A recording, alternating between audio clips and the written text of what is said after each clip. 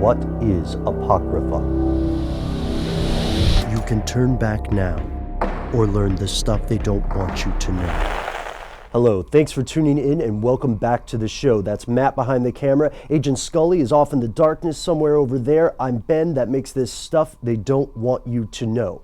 Now, longtime viewers, you probably saw our last week's episodes on Nazis, magic, and the search for lost civilizations. Pretty contentious topic, right? It can ruffle some feathers, to say the least. So this week, Matt and I decided that we should do something a little bit safer, a little bit less controversial, something a little less sensitive.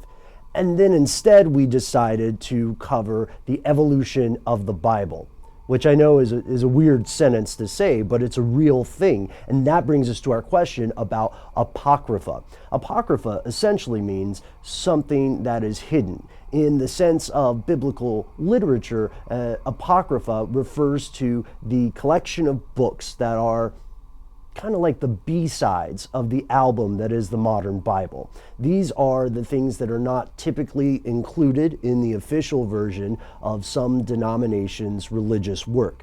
And of course, at this point, there are already a couple of elephants in the room, and the biggest one that we should point out right now is that, modern denominations have widely varying versions of the Bible. The Protestants would say that the Catholics put extra books in the Bible, and the Catholic Church would say that the Protestants don't have the real version because they're missing books. And then, of course, that's not counting other religions that have newly inspired works, right? Like the Book of Mormon, for instance. And the second elephant in the room here, or should I say elephant in the church? Yeah, it's corny, but we'll go with it. The second elephant in the church here is the question of how these books are chosen. At what point do we decide, we being the church authorities, right?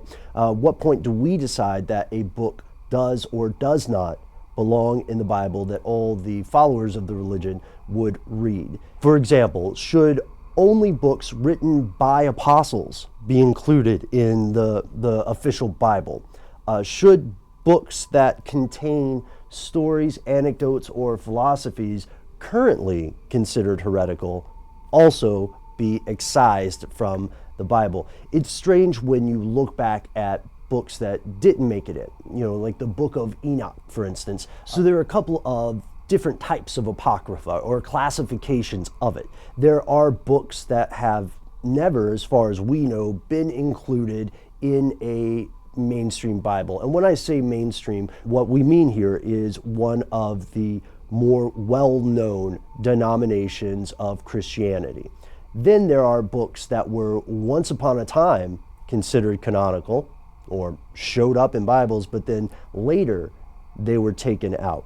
And while this may seem to some people like just dusty old history, the truth of it couldn't be further from that. Modern research is showing us more and more amazing stuff about the history of the Bible. And as we know, there are suppressed books of the Bible, or they were suppressed at one point in time, non-canonical apocryphal works that have some very, very different takes on what we perceive as the religious doctrine of the modern age. But Matt and Ben, you might be saying, why are you covering this? Great question. Matt and I are coming out with a brand new episode in partnership with our friends at All Time Conspiracies later this week. In this episode, we're going to take a look at how apocryphal books became apocryphal in the first place, and who did it, and why. And this is where Matt and I would like to ask for your help. There are too many books that didn't make it in, non-canonical, or never were included in the Bible. There are just too many of them for us to cover in one video. However, on our audio podcast, we'd like to really dive into some of these and explore why they were not included today, or why they were excised or suppressed. So let us know in the comments which apocryphal books of the Bible you'd like to hear more about in our audio podcast. Thank you guys so much for watching. You can find us on Facebook, you can find us on Twitter, and you can always send us an email. We are conspiracy@howstuffworks.com.